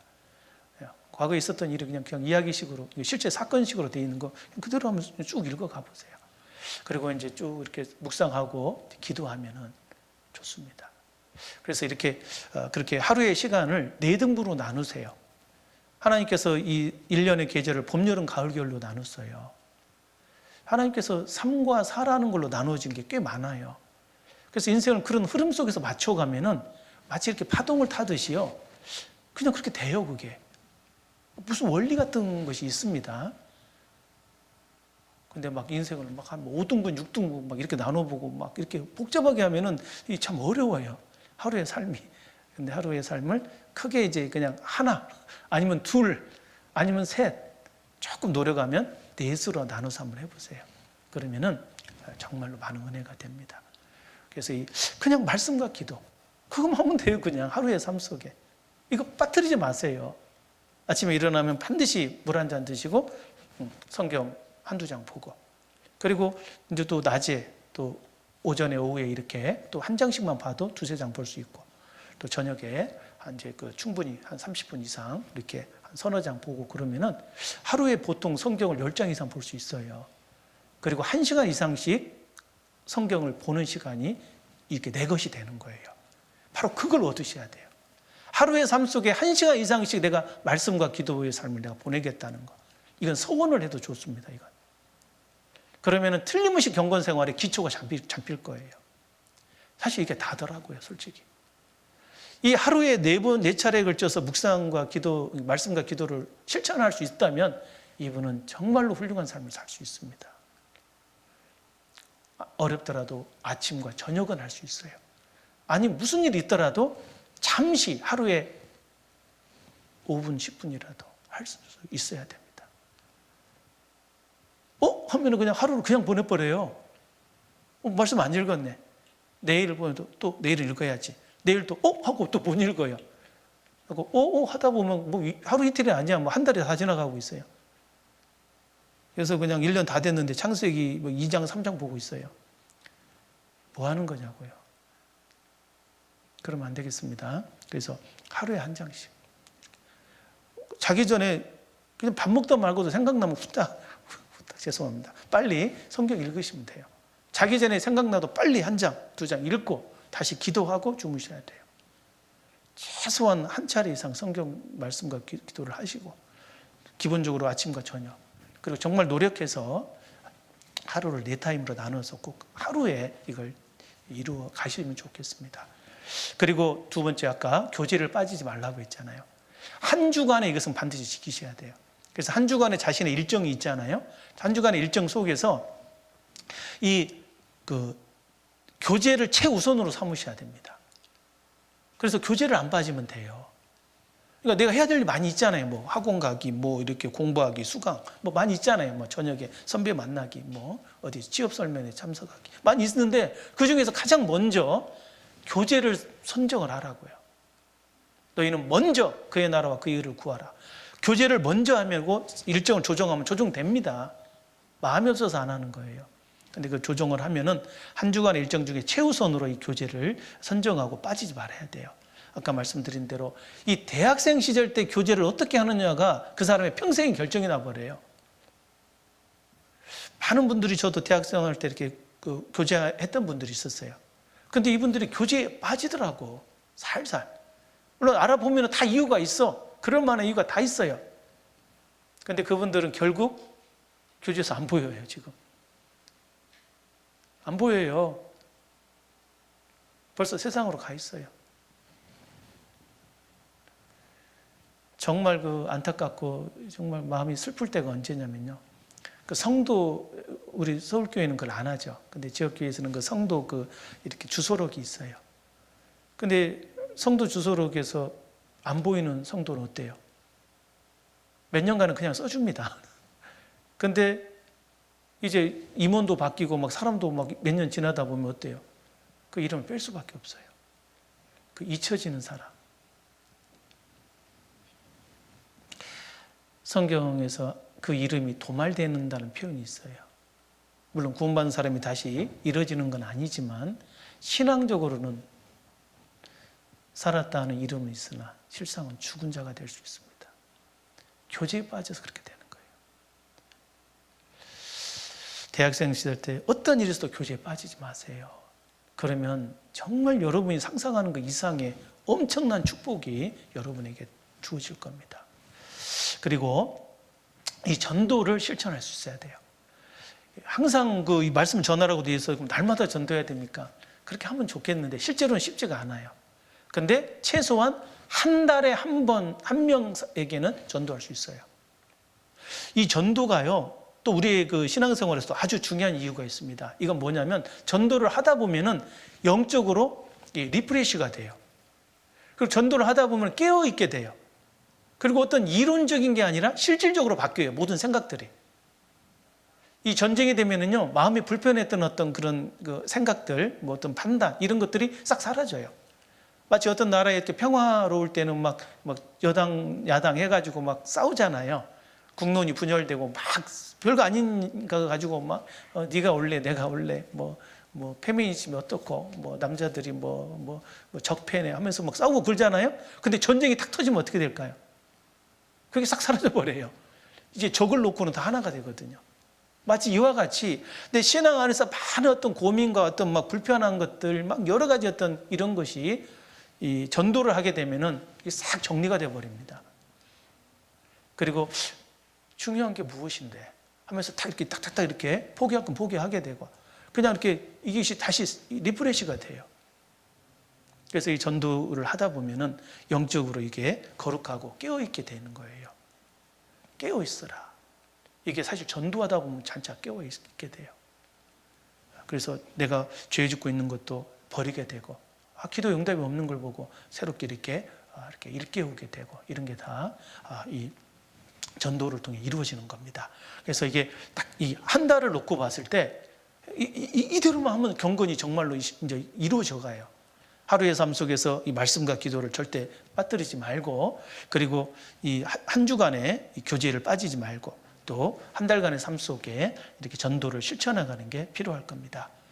그리고 이 말씀과 기도를 이루어가는 것이 구체적으로 이제 큐티라는 말로 나와요. 이 큐티라는 말은 이 quiet time의 그 준말인데, quiet, 조용히 하라 이 말이죠. 조용한 시간, 좀 더 고상하게 경건의 시간으로 이렇게 불리고 있는 것이 바로 큐티입니다. 묵상의 시간이라고 보는 게 맞고, 구체적으로 말씀과 기도의 시간이 바로 큐티 시간이에요. 이것이 바로 이제 우리 그 대학생 때 반드시 실천되고 이루어져야 될 내용입니다. 그래서 이제 큐티법이 크게 이제 여러 가지가 있는데 좀 그 소개해 줄 것이 크게 세 가지가 있어요. 첫 번째는 이제 이 구절 묵상법이라고 해가지고요. 누구나 할 수 있는 거예요. 그리고 가장 이게 쉬워. 뭐 복잡하게 생각할 거 없어요. 그냥 말씀을 정독하는 겁니다. 한 절씩 한 절씩 정독이에요. 정독. 보고 읽고. 그리고 사실은 읽으면서 듣는 거예요. 훈련이 되다 보면. 그러니까 막 빠르게 막 눈으로 쑥 이렇게 훑어보면 안 돼요. 어떤 사람은 막 성경을 막 이렇게 막 이렇게 하면서 막 속도법으로 읽는 분이 있던데, 아이고, 그거 체합니다. 오히려 교만해지게 될 수 있어요. 알지도 못하면서 막 몇 번 읽었다고 하는데, 그러면 안 돼요. 한 번을 읽더라도 정독해서 읽으세요. 우리가 쉬지만 않고 매일 이렇게 읽다 보면요, 최소한 1년에 2번 이상 읽을 수 있습니다. 열심히 하면 4번도 가능해요. 어떤 분은 막 5번, 6번도 읽는 분이 계시는데 훌륭하시다고 생각됩니다. 어쨌든 기본적으로 빠지만 않고 매일매일 읽다 보면 2독 이상은 할 수 있습니다. 또 이렇게 좀 어떤 신약성경이나 어떤 체험서는 여러 번 읽을 수 있죠. 그래서 이렇게 한 절씩 읽는 것이 중요해요. 굳이 이제 그 묵상할 때는 그 읽고 나서 이 말씀 속에서, 오늘 읽은 말씀 속에서 하나님의 뜻이 뭔가 이것을 생각해 보는 거, 이 정도만 하면 충분합니다. 처음에는 그렇게 하시면 돼요. 근데 이제 성경을 1독하고 그 다음에 또 2독 하다 보면은 조금 이제 발전을 하는 게 중요해요. 그래서 그 ABC 묵상법이라는 게 있는데, 딱 그 말씀을 읽으면 A가 이제 타이틀, 어떤 제목이 뭔가를 생각해 봐요. 그래서 이제 성경에도 어떤 그 장의 주제를 적는 분도 있잖아요. 물론 어떤 주제가 적혀 있는 그 성경책도 있는데, 그거 말고 옆에다가 자신이 표시를 하는 겁니다. 이 몇 장의 주제가 뭐다, 이런 식으로. 뭐 창세기 1장, 뭐 천지창조, 뭐 태초에 하나님이 천지를 창조하시니 뭐 이걸 써도 좋고, 이렇게 좀 딱 이렇게 뭔가 주제구를 적는 게 좋아요. 그리고 두 번째는 이제 이게 이제 베스트 센텐스라고 해가지고요, 최고의 그 문장 같은 핵심 요절이 무엇이냐, 핵심 구절이 무엇인지를 이렇게 나름대로 밑줄을 쭉 그어놓는 거예요. 그리고 세 번째가 이제 챌린지라고 해서 도전의 말씀, 내가 이걸 한번 시도해 봐야 되겠다, 이걸 하는 게 이제 그 C고요. 그리고 조금 더 이제 성경을 많이 읽다 보면은 이제 이 스페이스 묵상법을 또 추천해 주고 싶은데요. 이제 이 묵상에서 이제 점점 읽다 보면 말씀이 내 것이 돼요. 내 것이 되는 과정 속에 정말 내가 필요한 게 뭐냐, 이것이 좀 생각이 되거든요. 대부분 죄 문제입니다. 내가 몰랐던 죄가 보이기 시작해요. 계속 이제 그 경건을 연습하다 보면. 그리고 죄 짓는 게 진짜 이게 잘못됐다는 걸 알아가면서, 또 죄를 짓게 되면 너무나 많은 걸 잃는다는 걸 알기 때문에 죄를 계속 버려지게 되는데, 그때 이제 그 좋은 것이 스페이스 묵상법입니다. S는 그 sins to confess라고 해서 고백해야 될 죄, sin입니다, sin. 그리고 P는 그 속에서 이제 말씀 속에서 혹시 붙잡아야 될 약속이 있는가 해서 promise to claim, 그래서 붙잡아야 될 약속이 뭐냐. 세 번째가 이제 A, 액션이죠, 액션. 액션 to avoid, 피해야 될 행동이 뭐냐. 이 S 다음에 A로 바로 넘어가도 괜찮아요. 구체적으로 내가 뭘 피해야 될까? 그래서 이제 액션 to avoid가 이제 세 번째고, 네 번째는 내가 좀 붙잡아야 될 명령이 뭐냐, 순종해야 될 명령이 뭔가. 그래서 command to obey 해가지고 복종해야 할 명령이 뭘까, 이것을 이제 좀 찾아내는 거고, 마지막은 이제 example, 어떤 예, 성경에 나와 있는 것과 실제로 이렇게 주변의 간증 속에, 형제자매의 어떤 간증 속에 나오는 그 예를 한 번씩 이렇게 좀 떠올려 보는 거예요. 이것이 이제 어떤 액션에 관계된 거는 중요한 건데, 실질적으로 죄를 생각하고 액션, 그리고 어떤 예화에 대해서 구체적인 그 생각하면서 이렇게 묵상을 하면은 상당한 도움이 있습니다. 그래서 이런 그 기본적으로 구절 묵상법 처음에 이렇게 하세요. 처음부터 막 스페이스가 뭐야, 막 우주선이야 하면서 이렇게 오고 있으면 아무것도 안 되고, 처음에는 그냥 묵상을 하고 다음에 어떤 주제와 어떤 그 센텐스를 이렇게 좀 정해서, 그리고 세 번째는 뭔가 개인적으로 이그젠플이 될 수 있는 어떤 액션, 어떤 씬, 이런 거에 대해서 좀 생각하면서 읽는 게 좋겠습니다. 그리고 마지막으로 대학생 시절에 좀 필요한 게 있어요. 그게 뭐냐면은 어떤 분이 이제 그 신앙생활을 하다 보면은 그냥 모든 게 이제 교회 생활만을 최우선적으로 이렇게 생각하고 다른 걸 좀 안 준비를 좀 소홀히 하는 분이 있는데, 그러면 안 되겠어요. 오늘 말씀이 이제 경건의 삶뿐만 아니라 균형 있는 삶에 대해서 조금 언급을 해주시라고 해서 좀 생각해 봤는데요. 실제로 신앙생활은 이 교회 생활만 있는 게 아니에요. 원래 출발은 가정생활입니다. 가정생활과 교회생활, 그리고 실제 내가 삶을 영위해야 될 사회생활이 이렇게 딱 이렇게 맞물려 있어요. 이 세 가지를 다 잘해야 됩니다. 그래서 이제 가끔 이제 뭐 청년 때 이제 교회에서 산다라는 표현 쓰잖아요. 예, 하여튼 그 열정은 정말 좋습니다. 그건 절대 잘못된 게 아니에요. 그렇다고 해서 이 공부를 안 한다든가 어떤 가정에서 막 부모님에게 함부로 하고 마땅히 해야 될 건 안 하면 안 돼요. 이게 맞춰가야 돼요. 처음에 이 죄로 휩쓸리기가 쉽기 때문에 교회 생활에 좀 많은 시간을 할애하라고 부탁을 드립니다. 그래서 토요일 날이라든지 시간 있을 때마다 교회에서 어떤 일을 하면서 하는 것이 내 신앙을 지키는 것에도 또 발전하는 데에도 아주 도움이 돼요. 그러나 집에서 마땅히 해야 될 거 있으면 또 해야 되고 또 이 공부도 열심히 해야 됩니다. 그 신앙생활의 목표는 딱 분명히 모든 그리스도인에게 정해진 목표가 있어요. 바로 밖으로 복음을 전하고 안으로 성도를 온전케 하라는 것. 이게 바로 교회에게 주신 하나님의 명령이에요. 그래서 교회의 목적은 바로 밖으로 복음을 전하고 또 안으로 성도를 온전케 하는 것이 목표입니다. 우리 그리스도인의 목적도 똑같아요. 목표도. 개인적으로 밖으로 복음을 전하고 또 안으로 자신의 신앙 또 내 가정을 세우는 겁니다. 이것이 목표가 돼야 돼요. 그래서 이 가정생활도 중요하고 또 사회생활도 중요해요. 왜? 사회생활이 있어야 가정생활이 영위가 돼요. 얼굴에 땀이 흘려야 소산을 먹는다고 되어 있기 때문에 반드시 우리가 이 세상적인 것도 준비를 해야 됩니다. 거기에 올인하는 것은 아니에요. 그러나 3분의 1 정도는 투자를 해야 돼요. 정말로. 어차피 우리는 거쳐가야 돼요. 어떤 목표만 가지고 막 직접 가는 거 배에 대해서 아무 관심이 없고 그렇다면 안 되잖아요. 배 수리도 좀 정확히 하고 물 새는데 찾고 하면서 이렇게 기름도 좀 채우고 하면서 가야 돼요. 그래서 물 들어오는 것만 신경 안 쓰고 막 가면 된다가 아니라 배 자체도 준비를 해야 되죠. 그래서 가정생활과 사회생활도 꼭 필요하다는 거. 그래서 우선순위가 있다라면 아마 지혜롭게 생각하시면 돼요. 지혜롭게 고민하고 이렇게 묵상하고 기도하다 보면 딱 답이 나옵니다. 진짜 중요한 것이 무엇이냐? 무엇이 중요하냐? 그건 바로 영원한 것이 중요한 거예요.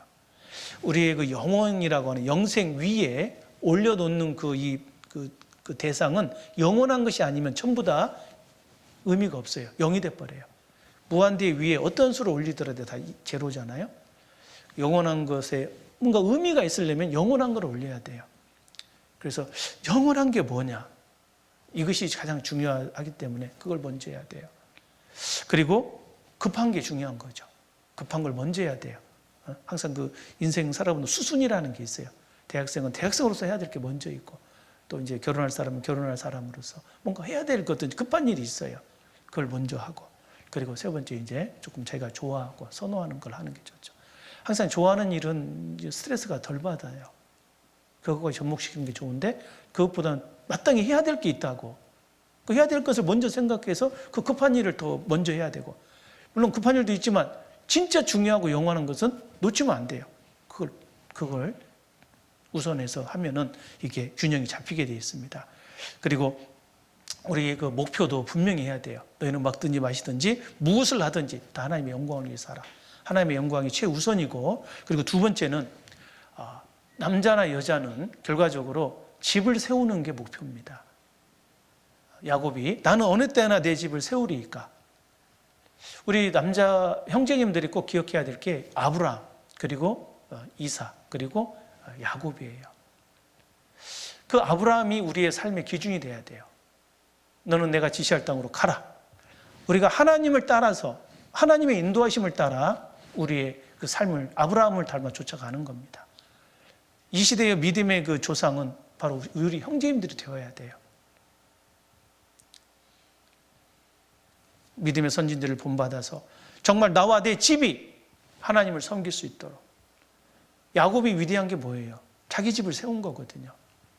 사실 개인적으로 보면 너무 고생만 했던 사람이 야곱이에요. 마누라도 4명이나 있었잖아요. 한 사람 건사하기도 어려운데 4명이니까 얼마나 힘들었겠어요. 그래서 내가 그냥 내 인생이 우리 조상의 수에 미치지 못하지만 내가 진짜 고생 많았습니다. 험악한 세월을 보냈다고 하잖아요. 진짜 험악한 세월을 보냈거든요. 또 자식이 이제 12명이에요. 그리고 그냥 서로 막 싸우고, 딸도 있었고, 큰일 당하고. 그리고 심지어는 막 큰아들은 막 이렇게 자신의 첩하고, 비라하고, 뭐 간음하고. 완전히 어떻게 보면 이게 집안이 풍지박산 될 수가 있었어요. 야곱이 화가 나가지고 너 이리 와 하고 지금 막 호적에서 판다든가 막 쫓아냈든가 뭐 이런 식으로 하면 어떻겠어요? 집안이 난리가 났을 거예요. 그런데 그걸 끝까지 다 감당한 겁니다. 그래서 그 집을 세웠어요. 자기의 12아들을 12지파로 만들어버린 겁니다.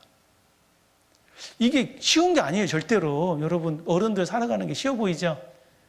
자신 낳고 사는 게 쉬워 보이죠? 알아서 그런 것 같죠? 절대 쉬운 게 아닙니다. 가정을 세운다고 하는 게 절대 쉬운 게 아니에요. 그래서 이 가정을 세우기 위해서 이것이 이제 두 번째 또 중요한 일입니다. 그래서 남자는 정말 죽을 때까지 일을 해야 돼요. 내 집은 내가 차고 간다. 이런 마음을 꼭 가져야 되고, 그것이 하나님 앞에 잘하였도다 충성된 종아. 내가 작은 일에 충성하였으니 내가 큰 길을 맡기겠다. 틀림없이 하나님이 상급 주실 거예요. 인정할 겁니다. 그럼 자매님들은 어떻게 살아야 되느냐? 물론 여자로 태어나서 살 일도 많고, 요즘은 세계적인 리더도 여자들이 많이 있는데, 그러나 성경적으로 봤을 때 자매님들은 돕는 배필이 가장 중요한 핵심이에요. 그래서 하나님의 사람을 만나서 그 가정을 하나님의 교회로 세워야 돼요. 그 일을 도와주셔야 됩니다. 그러니까 먼저 하나님의 사람을 만나는 게 중요하겠죠. 세상 이렇게 돈 많은 사람, 잘 나가는 사람 만나지 말고요. 신앙의 인물을 보세요. 그리고 신앙의 인물도 아까 말씀드렸듯이 경건한 사람을 보셔야 돼요. 그 사람이 위대한 사람입니다. 이 시대의 그 자매님들은 사라를 본받아야 돼요. 사라. 그 사라가 자기 남편 아브라함을 두 번이나 자기를 모른다고 했던, 어떻게 보면 참 야속한 남편이죠. 팔아버리잖아요. 그런데 그 야속한 남편인데 한 번도 불평 안 하고 주라고 시인하며 따라갔어요. 그래서 결국 사례가 사라로 바뀌죠. 열국의 어머니라는 그 여인의 표상입니다. 물론 천국 가면 남자나 여자나 동일해요. 그러나 이 세상에서 차고 가야 될 십자가가 다른 겁니다. 남자는 아무리 직장 때려치고 싶어도 차고 가야 돼요. 가정을 건사해야 되니까. 일 안 하고 어영부영하면 안 돼요. 반드시 차고 가야 돼요. 그러니까 큰 일보다는 적은 소득이 을을 겸한다. 묵묵직을 신앙생활을 할 수 있는 걸 따라가야 돼요. 가끔 우리 형제님들도 보면은 막연한 거 추구하는 분들이 있어요. 그러지 마세요. 가능하면 어떤 뭔가 이렇게 공적인 거 있죠. 무슨 자격증 같은 거. 그런 걸 따시고 준비하면은 사회에서는 반드시 먹고 살 수 있어요. 내가 가정을 세우기 위해서 기본적인 생계는 내가 감당을 해야 되거든. 내가 사나이로 태어나서 할 일도 많지만 내가 한번 정치를 해봐야 되겠다. 내가 한번 뭘 해봐야 되겠다. 그러지 말고 내가 가정을 건설하는 데서 안정적으로 할 수 있는 게 뭐냐. 그렇다고 다 공무원만 하지 마시고요. 물론 공무원도 좋지만은 이렇게 뭔가 이렇게 내 적성을 잘 이렇게 활용해서 꾸준히 할 수 있는 것을 잘 찾고 뭔가 공적인 자격증 이런 것을 빨리 취득해서 그쪽 길을 찾아가다 보면 열립니다. 저도 사실은 뭔가 생각하는 거 좋아하고 이렇게 약간 문과적인 스타일이 성격이었는데 어떻게 하다 보니까 이제 이공계에 가가지고 아이고 미적분 이게 뭐야? 도대체 이걸 왜 배워야지? 미분 방정식이 또 뭐냐? 이해가 안 가는 거였어요. 매일 잣대 그리고 긋기는 하고 있고 나중에 보이지 않는 이렇게 전기 전자에 대해서 고민하고 그랬는데 나중에 다 적응이 돼요. 어쨌든 그 일을 통해서 가정이 건설가 되더라고요. 그러나 그건 하나의 수단이고 중요한 건 그 속에서 가정을 세우고 더 나아가 가정을 교회로 세워야 되는 바로 그 일. 자매님들은 바로 그걸 도와주는 배필이에요. 그래서 생명의 자녀들, 자녀도 많이 가지세요. 요즘은 너무나 모든 게 무너져 가고 있어요. 결혼도 안 하려고 해죠. 애도 안 갖죠. 이유 들어보면 다 자기 생각이야. 그러나 하나님의 뜻을 정면으로 위배하는 것들입니다. 자, 그래서 이런 장래 목표에 대해서 좀 구체적으로 생각하고 그래서 자기 소망보다는 뭔가 가정과 내 후손을 생각하는 게 지혜일 거고, 그리고 무엇보다도 하나님의 영광을 위해서 살아가는 게 목표가 되고, 이렇게 쭉 하다 보면 정리가 돼요. 어떤 게 균형이 있는 건가, 그렇게 하시면 좋겠고, 사회 진출에 대해서도 정말로 이렇게 선배들하고 믿음의 사람들과 교제하면서 그걸 준비해 가야 돼요. 어떤 결론적으로 저도 이렇게 사회생활을 좀 하면서 느낀 것은 어찌든지 차고 가면 돼요. 뭐 굳이 뭐 이렇게 군대도 이렇게 저도 장교로 가봤지만은요, 장교보다는 부사관이 훨씬 낫더라고요. 예, 예. 그 부사관들이 더 안정적이더라니까요. 그리고 이렇게 뭐 직장도 이렇게 조금 이렇게 급수를 가지고 입사를 했는데 처음만 좋아요. 나중에 보면은 빨리 퇴사해야 되고 책임만 많고, 오히려 그래서 안정적으로 이렇게 쭉 이렇게 어떤 이 화이트 칼라보다 블루 칼라에 계신 분들이 더 이렇게 나중에는 더 기술자로 인정받고 그런 게 있는 겁니다. 물론 이제 어떤 상황마다 다 다르겠지만은 정상적으로 쭉 이렇게 성실하게 움직이면은 모든 게 문제가 안 돼요. 그런 것에 대해서 너무 그렇게 막 나는 뭔가 크게 돼야 되겠다 이렇게 하지 말고, 가정을 건사하기 위해서 또 주님께서 주시는 내가 최선을 할 수 있는 것을 갖고 하나씩 이렇게 준비하다 보면 준비가 됩니다. 그리고 무엇보다도 경건한 삶을 잃지 않도록 이렇게 노력해야 되겠습니다. 그래서 정리하자면, 경건 생활은 그리스도인에게 절대적으로 요구되는 실천적인 삶이다. 절대 이론이 아니라는 걸 다시 한번 강조하고 드리고 싶고, 경건 생활이 연습되지 않으면 우리는 기본적으로 불건강한 삶을 그대로 살 수밖에 없어요. 이건 절대로 변화가 없는 거고 하나님의 은혜를 헛되이 받는 자들입니다. 그리고 이 경건이 훈련되면은 정말 그 경건에 속한 많은 신령한 약속들이 우리의 영광으로 부여된다는 거, 이건 성경이 계속해서 말씀하고 있는 약속이에요. 그리고 경건 생활을 훈련하는 그 구체적인 것이 바로 말씀 생활, 기도 생활, 교제 생활, 전도 생활이다. 이것이 대학 생활의 정리가 딱 돼야 돼요. 이게 딱 몸에 배이지 않으면 안 됩니다. 그래서 매일매일을 꼭 해야 될 게 말씀과 기도, 묵상의 시간을 꼭 갖고, 그리고 한 주간에서는 절대 교제를 빠지지 말라는 거. 그리고 한 달간의 삶 속에 내가 한 달 동안 이렇게 못한 게 뭐냐, 전도를 못했으면 반드시 하셔야 돼요. 아까 말씀은 귀로 본다고 말씀드렸고, 전도는 뭘로 할까요? 1번 입으로, 2번 손으로, 3번 발로. 몇 번일까요? 3번입니다. 발로 하는 거예요, 전도는. 무조건 찾아가는 거예요. 찾아가서 이렇게 처음에는 이제 얘기를 해야 되겠지만, 얘기하다 보면 이제 말하면 계속 이제 싫어해요. 그러니까 그때는 이제 보면서 눈빛을 보고 기도해주고 오는 겁니다. 물론 이제 얘기는 어떻게 요즘 잘 지내시나요? 하면서 이제 웃으면서 이렇게 얘기하겠죠. 그러나 사실 그 속에는 이 간절한 기도가 함께하는 거죠. 그러면 그 다음에 또 이제 가잖아요. 그러면은 한 달에 내가 어떤 사람을 내가 한 달에 한 번 만나야 되겠다. 내가 그 사람을 전도하려면 한 달에 이게 1년에 12번 만나는 거예요. 그래서 이제 이렇게 한 달에 한 번은 그 사람을 내가 만나는 거예요. 전도할 사람은.